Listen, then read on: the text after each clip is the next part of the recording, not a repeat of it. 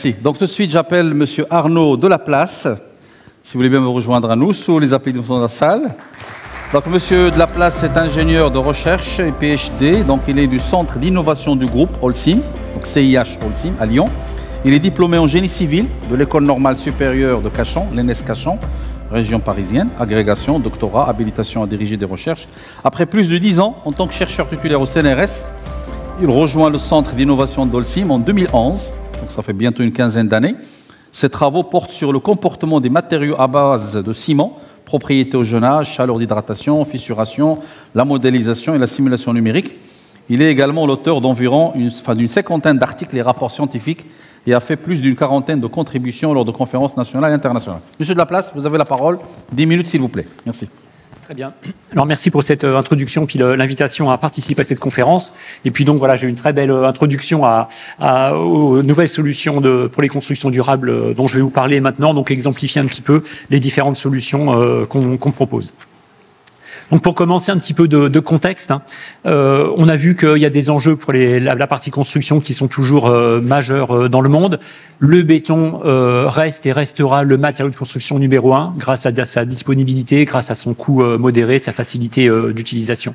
Et donc le béton doit aussi faire sa part et donc participer à proposer des solutions plus durables. Donc différentes possibilités pour ça. On a bien sûr les bétons bas carbone, on va tendre vers un béton zéro carbone. On a aussi des bétons utilisant des matières recyclées, on l'a vu précédemment, c'est aussi une des voies pour limiter l'utilisation des ressources naturelles. Et puis le béton, c'est pas qu'un béton structurel. On peut aussi étendre son utilisation en allant vers des bétons multifonctions qui vont intégrer d'autres possibilités dans les infrastructures. On a aussi la possibilité de mieux utiliser le béton, donc utiliser le bon matériau au bon endroit en optimisant la partie typiquement structurelle et mettre le bon choix de ces matériaux. Ça contribue à construire plus durable en limitant l'utilisation de ces matériaux.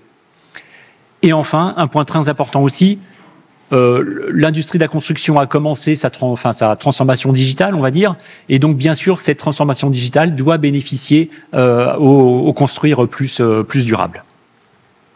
Donc quelques exemples de ces matériaux qui ont à vocation à construire plus durable. D'abord les solutions bas carbone. Donc c'est une réalité. Aujourd'hui nous avons des solutions qui permettent de réduire l'empreinte carbone et des matériaux de construction.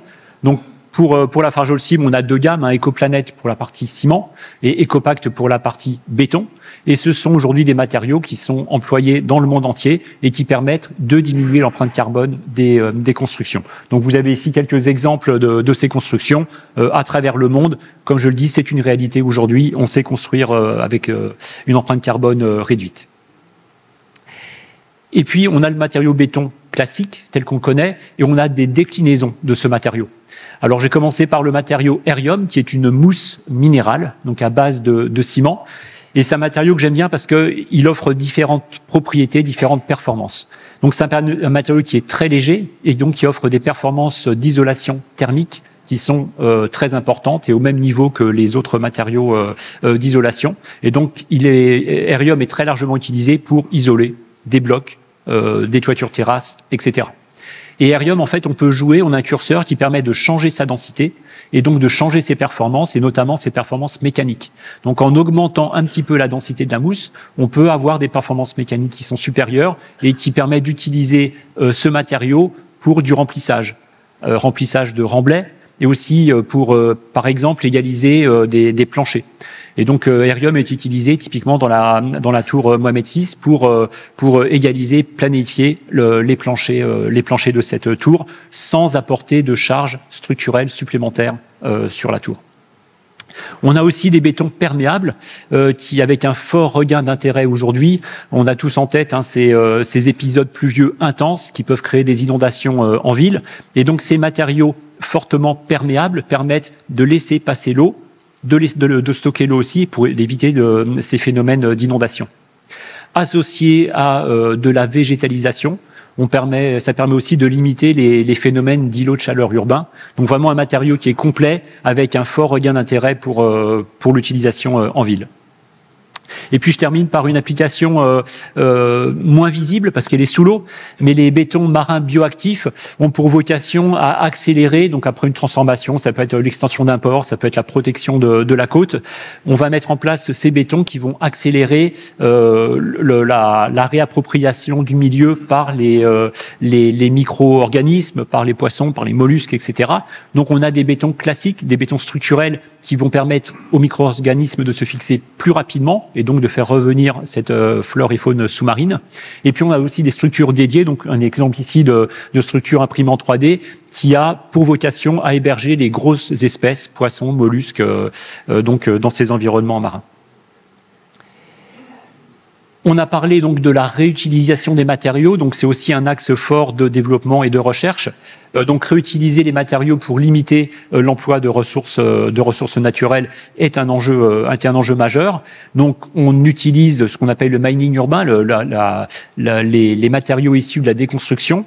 Et l'enjeu ici, c'est d'obtenir des matériaux avec des qualités suffisantes, quasiment égales, aux matériaux issus de ressources naturelles. Donc il y a un process industriel qui doit être appliqué à ces gravats pour obtenir des matériaux de très bonne qualité qui pourront être réemployés comme des gravats naturels par exemple. Ces matériaux ont aussi une capacité à être recarbonés, donc à stocker du CO2, et donc c'est aussi une voie qui permet de réduire l'empreinte carbone de la construction. Dans les procédés, on a aussi des procédés qui permettent de mettre en œuvre le matériau béton et ses dérivés. Vous connaissez l'impression 3D, donc on a vu plusieurs images de construction un petit peu iconiques, mais l'impression 3D peut être aussi utilisée, typiquement c'est dans cet exemple-là, pour du logement abordable. Ici, j'aime bien une histoire à raconter ici. On est parti sur des logements abordables construits avec des briques de terre cuite, donc des constructions qui sont très très anciennes, mais dont la durabilité est limitée par le fait que ces briques de terre cuite n'ont pas des dimensions géométriques idéales et sont pas très durables lorsqu'elles sont soumises à des cycles de pluie par exemple. Donc une première étape a été de produire des briques de terre stabilisées qui ne nécessitent pas d'être de cuite et qui assurent des dimensions géométriques idéales. Et ensuite, parce qu'on avait des besoins de produire vite et en nombre des petits bâtiments, on a amené à faire de l'impression 3D. Donc ici, un exemple d'école, un exemple d'habitat. Donc impression 3D pour produire en masse du logement abordable. Donc différentes solutions techniques qui permettent d'arriver à ça. Et je vais terminer par un matériau, donc le béton haute performance. Le béton haute performance peut être considéré par un matériau durable. Alors on n'a pas le temps de rentrer dans les détails ici. Donc chez nous, le béton de performance, c'est le béton Dynamax. Quelques propriétés de ce béton. Donc d'abord, bien sûr, il a une résistance supérieure à un béton ordinaire. On parle de 60 MPa pour la résistance minimale de ce béton, mais on peut aller bien sûr bien au-delà. Résistance, mais pas que.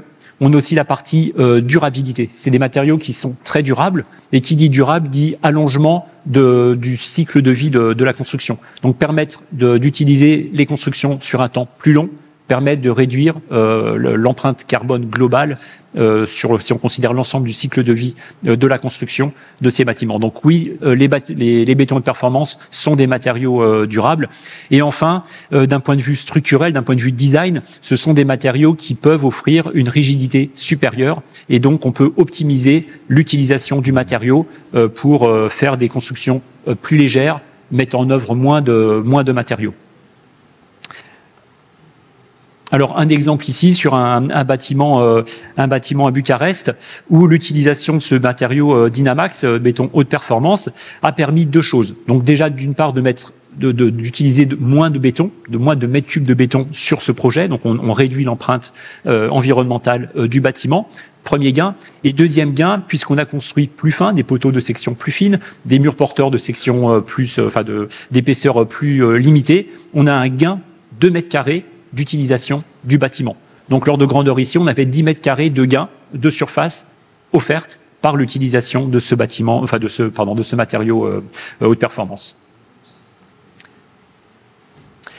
Donc voilà, matériau qui peut être utilisé sur différents types de structures, des bâtiments de grande hauteur, etc. Voilà, je vais terminer par vous présenter le projet Hellinikon. Donc c'est un projet, pour ceux qui ne le connaissent pas, c'est le plus gros projet urbain en Europe. C'est la construction d'une ville dans la ville d'Athènes. C'est un projet qui est énorme et qui regroupe plein de constructions iconiques. Et la volonté de ce projet, c'est vraiment de construire durable. Donc, on est vraiment dans le cœur de l'objectif de cette conférence aujourd'hui. Donc, construire plus durable et d'utiliser des solutions innovantes. Donc, beaucoup de constructions iconiques, des projets d'infrastructure, des constructions, des bâtiments, etc. Et puis, je vais faire un focus sur un bâtiment qui est la tour Riviera, qui est aujourd'hui la plus haute tour construite en Grèce.